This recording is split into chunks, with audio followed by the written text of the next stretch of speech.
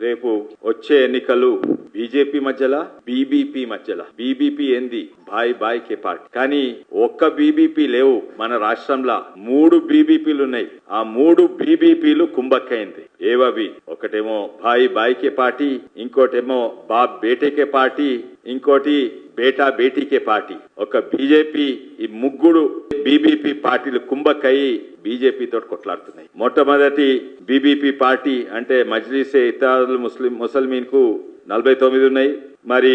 ఇంకో బాప్ బేటీకి పార్టీ ఆ టీఆర్ఎస్ బీఆర్ఎస్ కు 24 ఉన్నాయి బేటా బేటీకే పార్టీ అంటే అది కాంగ్రెస్ పార్టీకి 14 ఉన్నాయి వీళ్ళందరూ కుంభక్కైనరు ఎవరితోటి కుంభక్కైనరు మజ్లీస్ తోటి ఆ మజ్లీస్ ఎవరు ఎంఐఎం అంటే ఏంది మజ్లీసే ఇత్తెహాదుల్ ముసల్మీన్ దాని అర్థం ఏంది మజ్లీస్ అంటే ఒక బైఠక్ ఒక గ్యాదరింగ్ అసెంబ్లీ ఆఫ్ పీపుల్ ఒక గుంపు ఇతిహాదులు అంటే యూనిటీ ముసల్మీన్ అంటే ముస్లింలు అంటే ముస్లిమ్స్ ఐక్యత పార్టీ ముస్లిమ్స్ ఐక్యత పార్టీకి వాళ్ళు సెక్యులరిజం అనే పదం వాడే హక్కుందా వాళ్లకు అంబేద్కర్ ను వాడుకునే హక్కుందా సరే వాళ్ళు ప్రజలను మోసం చేస్తుండొచ్చు కాంగ్రెస్ పార్టీకి హక్కుందా ఏదైతే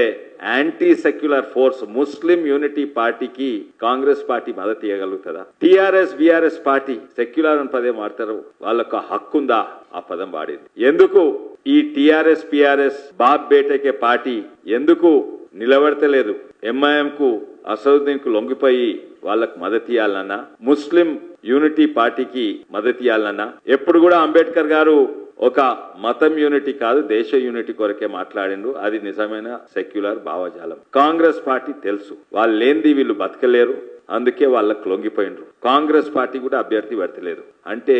కాంగ్రెస్ పార్టీకి ఇంకా టీఆర్ఎస్ బీఆర్ఎస్ పార్టీకి ఈ 2 బీబీపీ పార్టీలకు హక్కు లేదు ఏంటంటే ఇది హైదరాబాద్ ప్రజలకు ప్రతినిధిగా ఉండే హక్కు లేదు రేపు వాళ్ళు ఎలక్షన్స్ కూడా కొట్లాడొద్దు మీరు ఎలక్షన్స్ కొట్లాడేది ఎందుకు వాళ్ళకు మద్దతు ఇచ్చి ఇంకేదో పొలిటికల్ ఫేవర్ తీసుకోవాలని